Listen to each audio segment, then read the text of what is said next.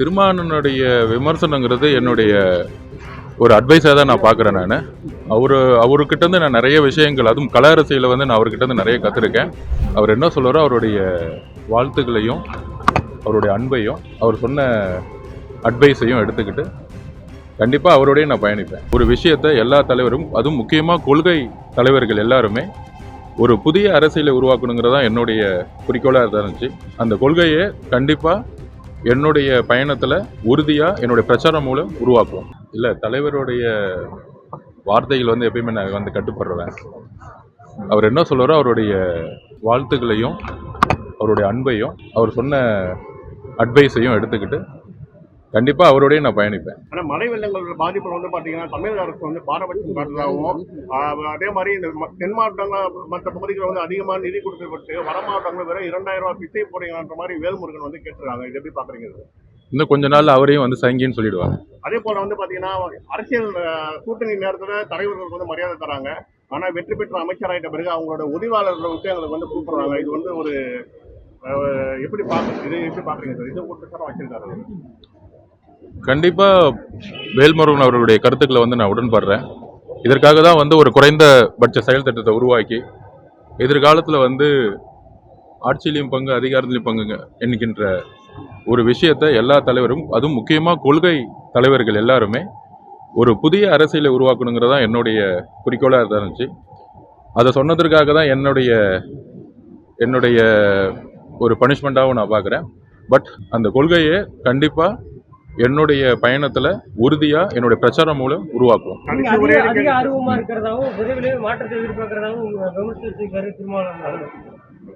திருமானனுடைய விமர்சனங்கிறது என்னுடைய ஒரு அட்வைஸாக தான் நான் பார்க்குறேன். நான் அவர்கிட்டருந்து நான் நிறைய விஷயங்கள், அதுவும் கல அரசியலில் வந்து நான் அவர்கிட்டருந்து நிறைய கற்றுருக்கேன். அவர் எனக்கு எப்பயுமே ஒரு ப்ரொஃபஸர், ஒரு ஆசான். அவருடைய எப்பயுமே நான் என்னுடைய லெட்டரில் குறிப்பிட்ட மாதிரி கொள்கை சார்ந்த அரசியல் அவரோட எப்பயுமே என்னுடைய பயணம் இருக்கும்.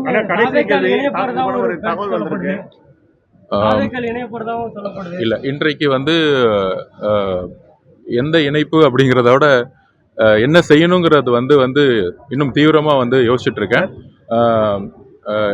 எனக்காக வந்து இந்த 2 வருடம்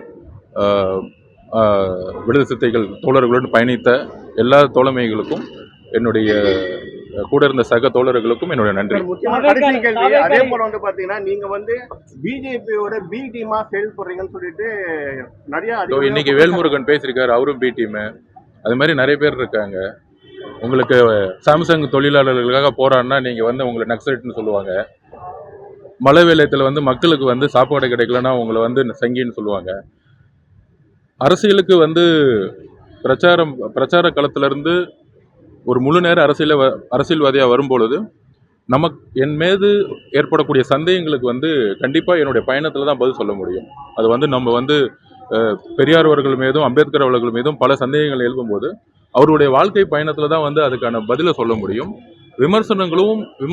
யார் விமர்சிக்கிறாங்களோ அவங்களுக்கு நம்ம பதில் சொல்கிறத விட நம்மளுடைய பயணத்தின் மூலயமா பெரியார் அவர்களுடைய கருத்துக்களையும் அம்பேத்கர் அவர்களுடைய கருத்துக்களையும் அண்ணாவுடைய தேர்தல் அரசியலையும் புதிய மாற்றங்களையும் கொண்டு வரதுக்கான ஒரு பயணத்தை வந்து உருவாக்கும் பொழுது மக்கள் அவருடைய நம்பிக்கை முழுவதுமாக கிடைக்கும் என்கிற நம்பிக்கை எனக்கு இருக்கு.